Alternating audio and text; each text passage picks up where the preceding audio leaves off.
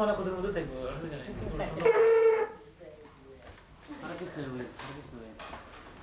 kudu kan mana kudu kudu tegu. Anak kudu sana. Aduh, dia selesai.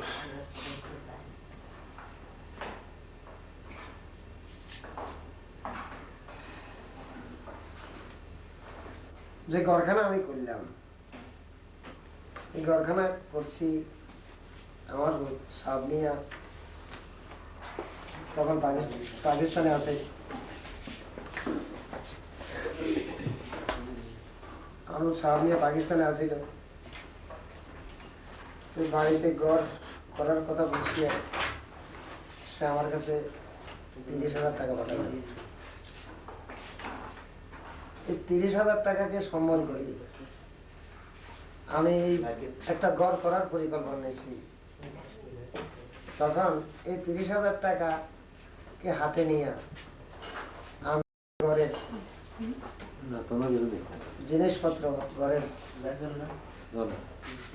ঘর করার একটা প্রস্তুতি নিলাম, নিয়ে রড সিমেন্ট কিনি আমি এই ঘরে 60,000 টাকার একসাথে 30,000 টাকা আমার হাতে ছিল, কিন্তু আমি রডে সিমেন্টে 60,000 টাকার এগুলি সংগ্রহ করলাম। আমি ঘরে চিন্তা করলাম আমার ছেলে 7জন, ঘর আমার এখানে করার কথা ছিল না, ঘর করবো আমি সেখানে, আমার বাড়ি গেছি, বাড়ি করবো এই কবরস্থানের দিকে এখানে। আমার ভাই যখন ঢাকা গেলাম, আমার ভাই আমাকে বললো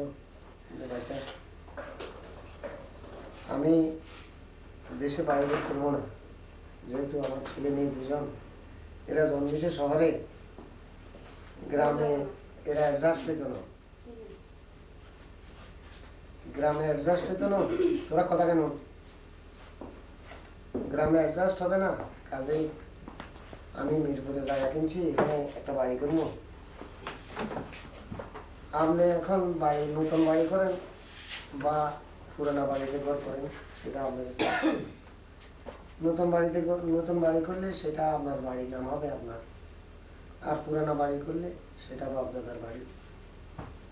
এটা আমার ইচ্ছা, আপনি যেখানে করেন, আমি দেশে ঘরটা করবো না। তখন আমি চিন্তা করলাম আমার বাপ এই বিটিতে আমার বাপ জন্মেছে, আমার মা এখানে আসছে, আমার বাবু বিয়ে করছে, আমার মা এসছে, এবারে আমি জন্মেছি, আমার ভাই বোনেরা জন্মেছে। তারপর এখানে আমার মা মেয়ে সাব মেয়েরা, আমার সমস্ত ছেলে মেয়েরা জন্মেছে।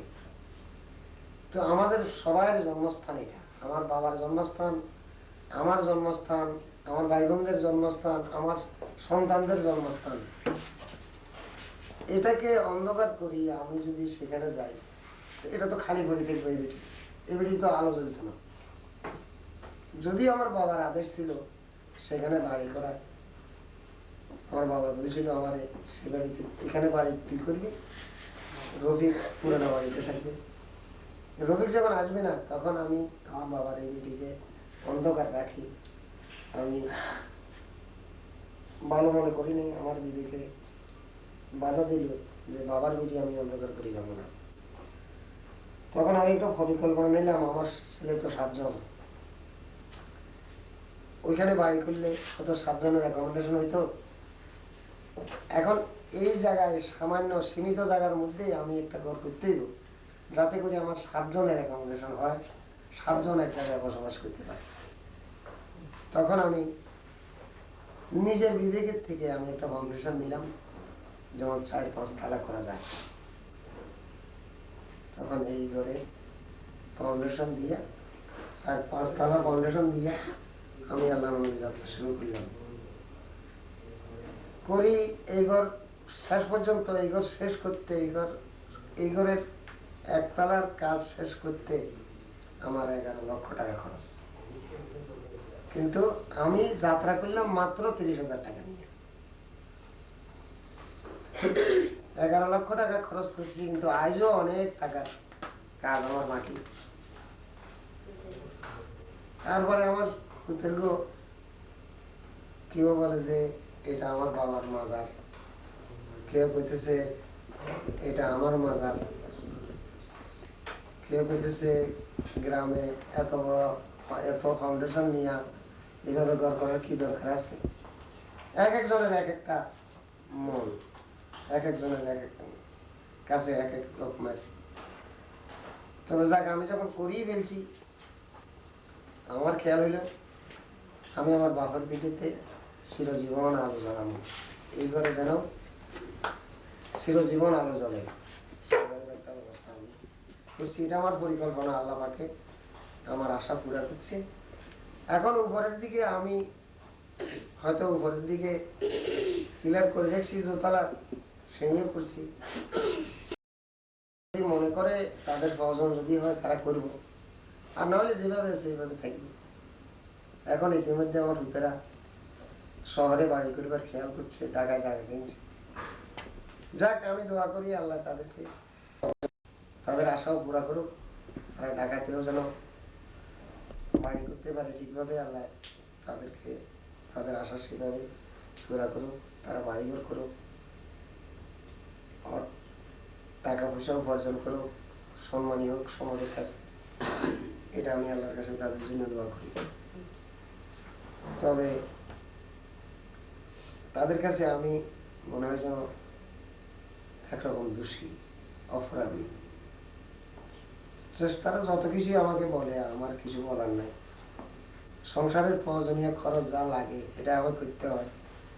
আমার দ্বিতীয় কোথাও কোনো সংসার নাই যে আমি সেখানে কিছু টাকা পয়সা তাদের নষ্ট করতেছি, তাদের মর্জিত। তারপরেও মাঝে মধ্যে তারা আমাকে খোঁচা দিয়ে লেখে, এটা আমি বুঝি। খোঁচা দিয়ে লেখে, কষ্ট করি অর্থ উপার্জন করে, একটি মুহূর্ত সময় নেই তাদের। তারা একটা চিঠি লেখার পর্যন্ত সময় নেই, ঘুমাইবার সময় নেই, খাওয়ার আহার নিন্দা তারা ঠিকভাবে যাইতে পারে না আমাদের বাঁচাইবার জন্য, এই সংসারকে প্রতিষ্ঠিত করার জন্য। তবে দুঃখ লাগে হয়তো সেই হিসাবে আমাদের বলে, আমি এটা বুঝি। আসলে যে আমি বাপ তাদের, এটাও আমি জানি। তারা যা বলে এটা আমাকে যে একেবারে এই শত্রুর মতো বলতেছে তা নয়। আসলে মনের দিক থেকে তাদের যা আমার প্রতি যা তাদের কর্তব্য দায়িত্ব তা সঠিকভাবেই পালন করে। কিন্তু এমনি খোঁচা দিয়ে কথাবার্তা বললে মাঝে মধ্যে আমার কাছে একটু লাগে। আর বড় লাগে না, এটা আমি আল্লাহর কাছে দোয়া করি। আমার ছেলে আছে বলে তো, যাদের কেউ নাই তাদেরকে তো ঘুমের থেকে জায়গায় বেরোতেও নেই। আমার যখন আছে তো কেউ হাসবো, কেউ হাসাইবো, কেউ কান্দাইবো, আবার সবাই তো আমার। আমি কারে বাদ দিয়ে কারে কি। যাক, আমি যা করছি আমার বিবেকের থেকে, আমি তাদের জন্যই করছি। আমি এমন কোন সমাজে অপকর্ম করি নাই। আমার মা বাবা যদিও আমাকে রাখি গেছে এখানে, লেখাপড়া যদিও